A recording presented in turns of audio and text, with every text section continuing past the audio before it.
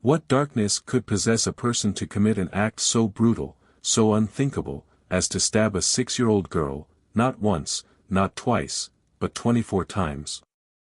This isn't a tale of monsters from some hidden realm, in a far-off, dangerous city.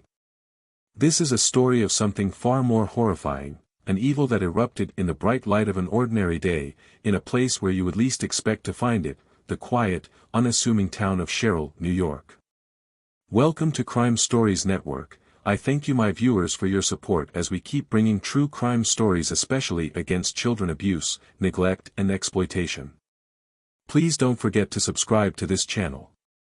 To truly understand the magnitude of this tragedy, you have to know Lauren. Lauren Sylvia Belius wasn't just a victim in a terrible crime, she was a little girl, a real person, full of life and light. Imagine a child who could brighten any room she walked into. That was Lauren. She had this incredible energy, a spark that just drew people to her. Friends, family, even strangers, everyone seemed to be charmed by Lauren's infectious enthusiasm. She was a whirlwind of motion, always active, always exploring. On the soccer field, she was like a little dynamo, her bright blonde hair bouncing as she ran, determined to keep up with the older kids. In ballet class, she transformed. Suddenly, this energetic little girl became graceful, poised, her face alight with focus as she practiced her plies and arabesques. And taekwondo. That was where Lauren found her strength, her discipline. She loved the challenge, the feeling of accomplishment as she mastered each new move. But perhaps her greatest passion was for animals. Dogs, cats, birds, hamsters. Lauren loved them all. She had a gentle touch, a way of connecting with creatures that was truly special. But beyond her energy and her passions, what truly defined Lauren was her heart. She was an incredibly caring child, always thinking of others. That donation to Locks of Love. That wasn't something her parents suggested, that was Lauren's own idea. She saw a television program about children who had lost their hair, and without hesitation, she decided she wanted to help. That's the kind of little girl Lauren was: compassionate, selfless, and wise beyond her years. She had this innate goodness, a pureness of spirit that shone through everything she did. This vibrant little girl grew up in what, for a time, was a happy and stable home.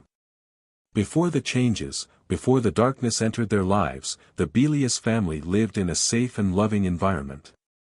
Lauren, her twin sister, and her older brother, Nolan, were raised in a home filled with laughter, support, and the everyday routines of a close-knit family.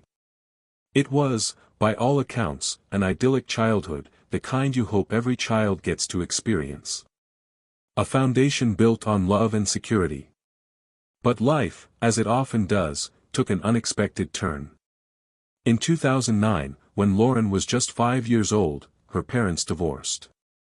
This separation, though perhaps amicable as divorces go, inevitably brought turmoil into Lauren's young world.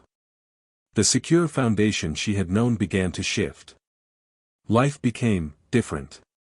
And into this changing family dynamic, into this newly vulnerable space, entered David Trebilcock. Think about Lauren for a moment. Imagine this bright, energetic, caring 6-year-old. Can you picture her? Can you see her running on the soccer field, twirling in ballet class, gently petting a kitten? Now, knowing what we know is coming. How does it make you feel to think about this vibrant little life, about to be caught in a web of darkness?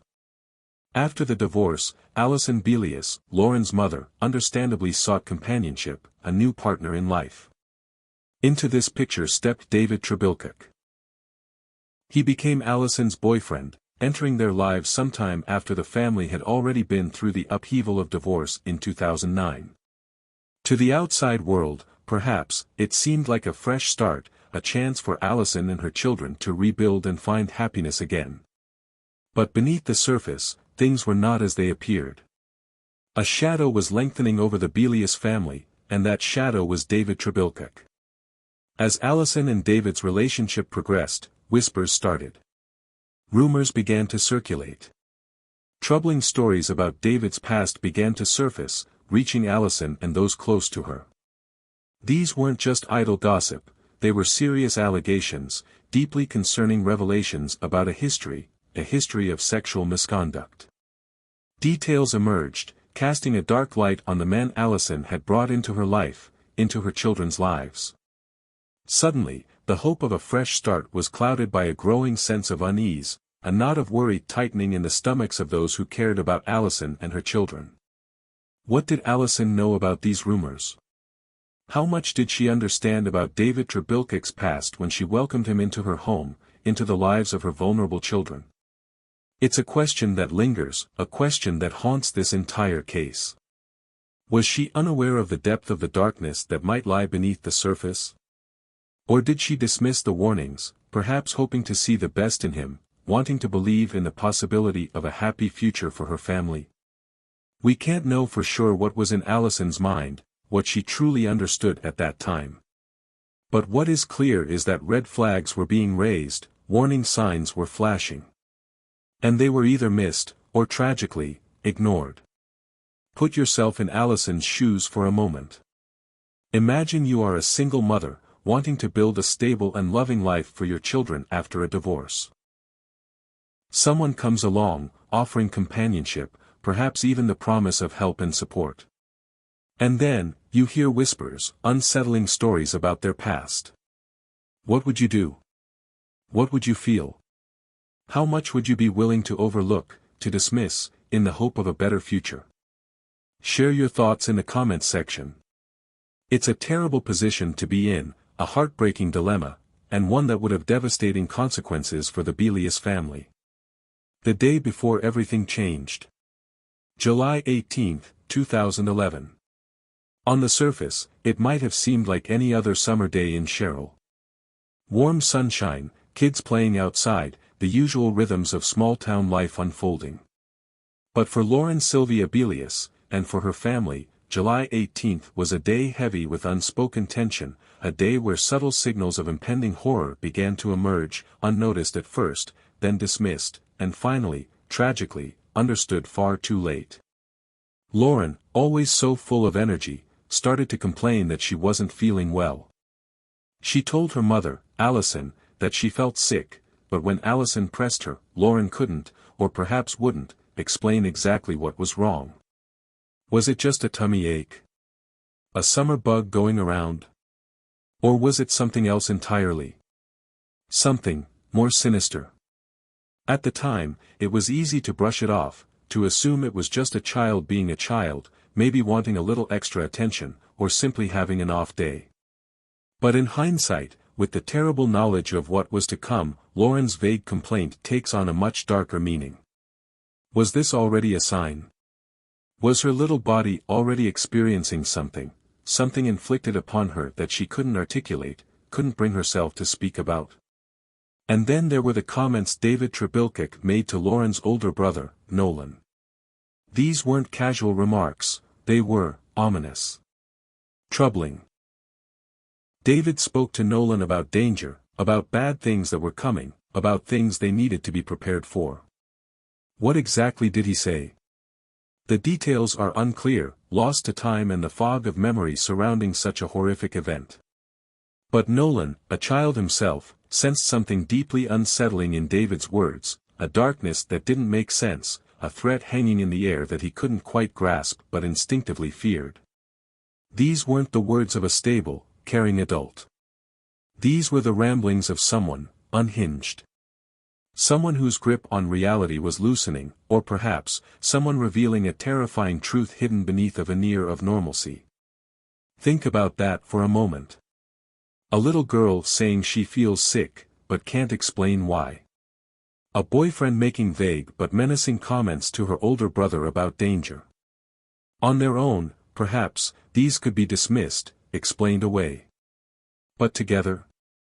Looking back, knowing what happened just hours later. Do you think these were clear warning signs that were tragically missed?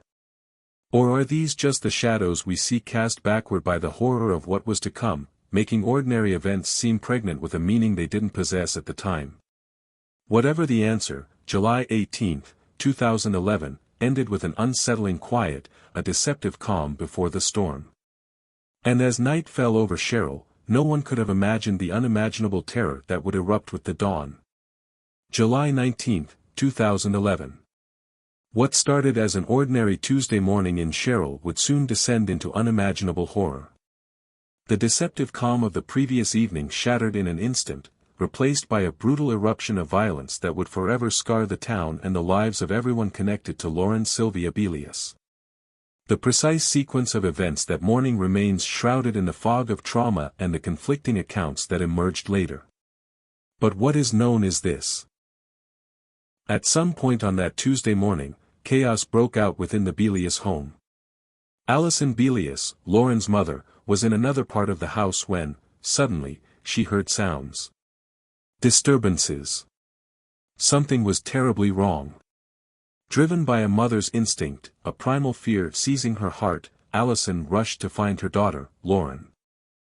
What Allison walked into, no parent should ever have to witness. The scene was one of utter devastation. There, inside their own home, David Trebilcock was attacking Lauren. A kitchen knife, cruelly repurposed as a weapon, flashed in his hand. And little Lauren. She was fighting back, as bravely as any 6-year-old could, but she was defenseless against such rage, such brutality. Allison didn't hesitate. She threw herself into the nightmare unfolding before her eyes, desperately trying to stop the attack, to shield her daughter, to pull David away, to end the violence. A ferocious struggle ensued, a mother battling with every ounce of her being to save her child from the unthinkable.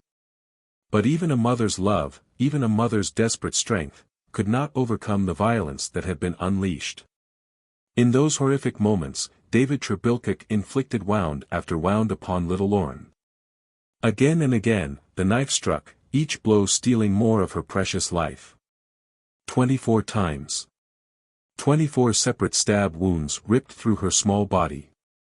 Despite Allison's valiant efforts, despite her desperate fight, it was too late. Lauren Sylvia Belius, just 6 years old, succumbed to the brutal injuries inflicted upon her. Her vibrant life, extinguished in a senseless act of violence, in her own home, a place that should have been her sanctuary. Imagine being Allison Belius in that moment. Imagine the sheer terror, the gut-wrenching horror of discovering your child being violently attacked in your own home. Imagine the desperate fight to save her, knowing, feeling in your heart, that you might already be losing her. Can you even begin to fathom the depth of that pain, that trauma, that lasting devastation? This is the nightmare that became reality for Allison Belius, and the unspeakable tragedy that Sherrill, New York, would now have to confront. The immediate aftermath of the attack was a scene of intense activity and profound grief. The quiet morning on May 19 was shattered by the wail of sirens as emergency services descended upon the Belius home. Police cars, ambulances, flashing lights cutting through the ordinary suburban street. The arrival of first responders signaled that something truly terrible had happened within those walls. Despite the frantic efforts of paramedics, there was nothing that could be done for Lauren Sylvia Belius. Inside the home, amidst the chaos and devastation, the stark reality became undeniable: 6-year-old Lauren was gone.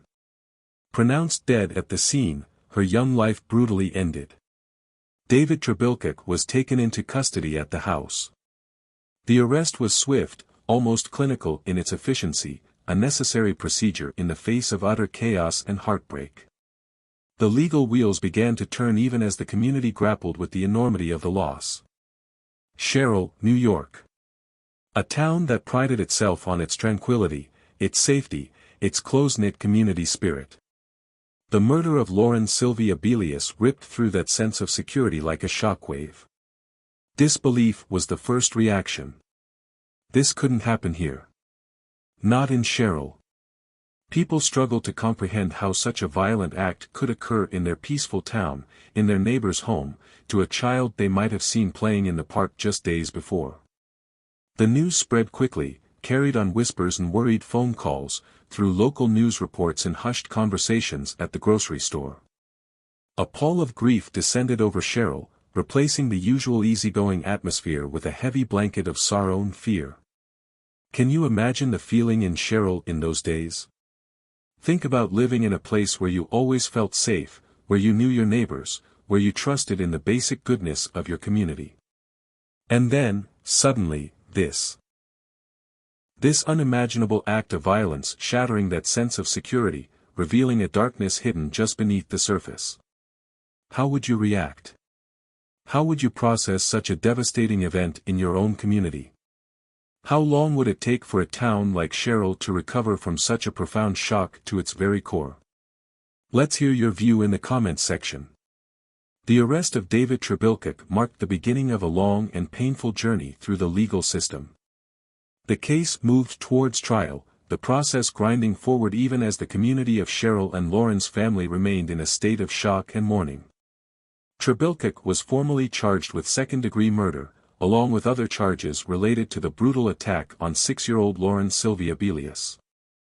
The stage was set for a legal battle that would not only determine Trebilcock's fate but also ignite a firestorm of controversy and debate. As the trial unfolded, a significant element emerged that would dramatically alter the course of justice: the defense of mental illness. David Trebilcock's legal team argued that he was not criminally responsible for his actions due to a severe mental disease.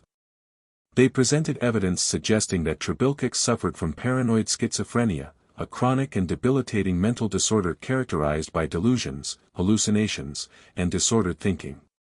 This revelation cast a new and complex shadow over the case.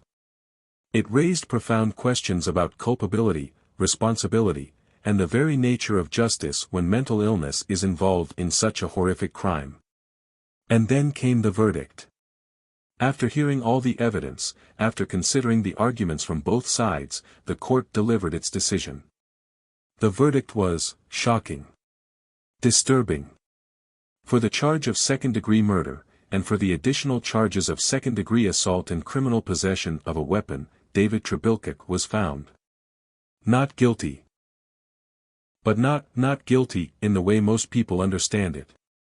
The full verdict was not guilty by reason of mental disease or defect. Outrage erupted.